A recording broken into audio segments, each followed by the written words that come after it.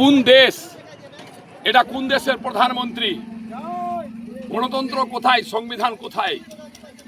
2026 সালের নির্বাচন পশ্চিমবঙ্গের এই বিধানসভা নির্বাচনে জোর করে ক্ষমতা দখলের লোভে আজকে এসআইআর নামে মানুষকে লাইনে দাঁড় করিয়ে মৃত্যুর মুখে ঠেলে দেওয়ার চেষ্টা করছে কেন্দ্রের বিজেপি সরকার। এই সরকার গণতান্ত্রিক সরকার আছে বলে আমার মনে হয় না। এটা এই সরকার একটা মানুষ মারা সরকার। আজকে আমরা সকালবেলায় দেখলাম, বিভিন্ন মোবাইল থেকে আমরা খবর পেয়েছি, দেখতে পেয়েছি, আমাদের কাছে ছবি আছে, যে বিহারের নাম্বার দেওয়া বাইক ট্রাকে ট্রাকে আজকে মালদার বিজেপি পার্টি অফিসে ঢুকছে। তার আমাদের কাছে ছবি আছে। আজকে সকাল থেকে ঢুকতে শুরু করেছে।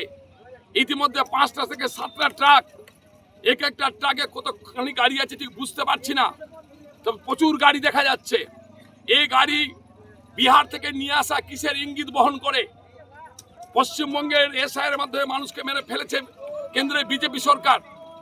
এটা দিয়ে কি আবার নতুন করে সেখানকার বাহিনী এনে বিজেপির গুন্ডা বাহিনী, সন্ত্রাস সৃষ্টিকারী, সাম্প্রদায়িক দাঙ্গা সৃষ্টিকারী বাহিনীকে এনে বাইকে চড়িয়ে সাধারণ মানুষের উপরে নির্মম অত্যাচার নামিয়ে মানুষকে খুন করার একটা প্রচেষ্টা।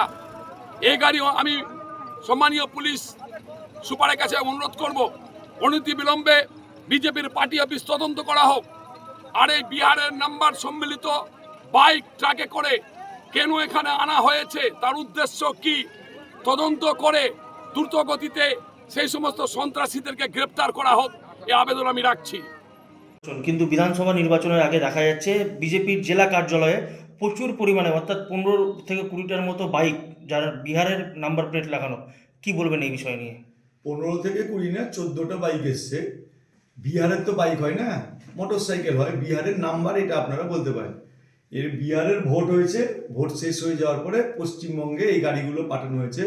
প্রতিবার ভোটের সময় ভারতীয় জনতা পার্টি কার্যকর্তাদের ভোটের কাজে ঘোরার জন্য মোটর সাইকেল আমরা দিই। সেই জন্য এর আগে দিল্লি থেকে এই গাড়ি সব বিহারে গেছিল।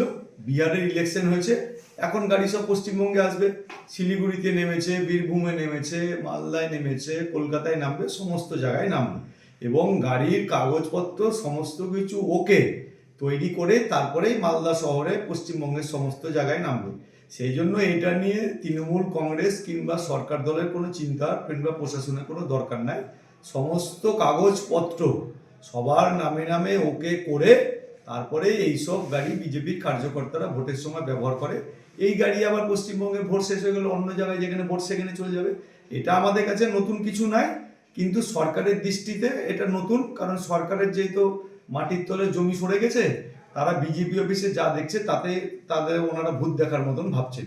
সেই জন্য এগুলো নিয়ে খুব একটা সরকারি দলের কিংবা মুখ্যমন্ত্রীদের চিন্তা কিংবা শাসক দলের চিন্তার বিষয় করার দরকার নেই। আমরা সমস্ত ব্যবস্থা ওপেন, গাড়িও তো রাখা আছে ওপেন, দেখলেন গাড়ির ছবিও আপনারা ওপেন তুললেন। আমাদের কোনো গোডাউন কিংবা বদ্ধ ঘরে কিছু হয় না। সেই জন্য এই নিয়ে আমাদের খুব একটা চিন্তার ব্যাপার নেই, স্বাভাবিক পদ্ধতি আছে। 2000 সাল থেকে এইসব ব্যবস্থা বিজেপিতে চলে, এবারও তাই চলছে। কি কারণে আনা হয়েছে মোটর বাইক? কার্যকর্তারা ভোটের সময় তাড়াতাড়ি নিজেদের গন্তব্যস্থলে ভোটের কাজে পৌঁছাতে পারবে, সেই জন্য ব্যবস্থা। বিহারে ভোট ছিল, সেই জন্য বিহারের নাম্বার, এখন সেই নাম্বারগুলো এখানে হবে, রেডি হয়ে তারপরে রাস্তায় নামবে। তৃণমূল কংগ্রেস অভিযোগ করছে যে দুষ্কৃতিমূলক কাজ করবার জন্য এই বাইকগুলোকে নিয়ে আসা হয়েছে। আরে ভাই, দুষ্কৃতিমূলক কাজকর্ম কেমন করে হবে? বিজেপি তো ওপেন টু অল।